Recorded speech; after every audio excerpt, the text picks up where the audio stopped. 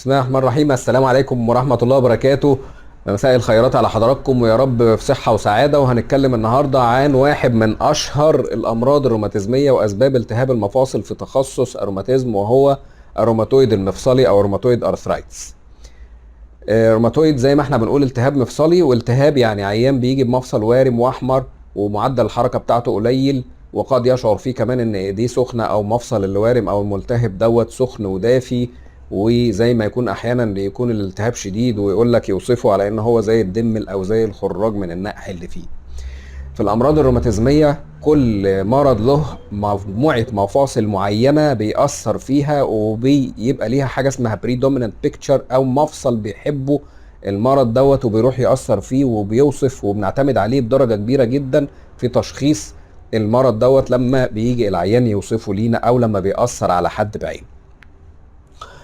طيب، الروماتويد من الامراض اللي بتحب قوي مفاصل الايدين والرسغين اللي هم دول والمفاصل القريبه، وكمان ممكن يأثر على الكوعين وساعات على الركب. تمام.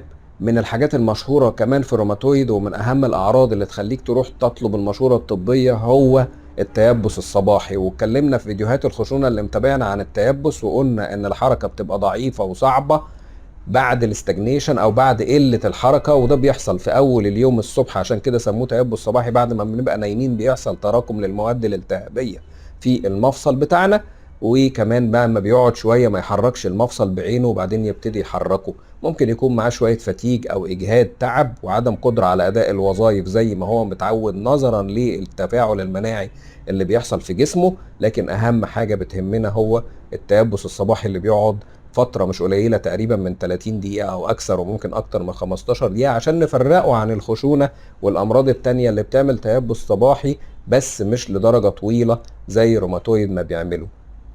دمتم، وإن شاء الله نتقابل في فيديو قادم عن أهم طريقة للتشخيص أو طرق تشخيص الروماتويد.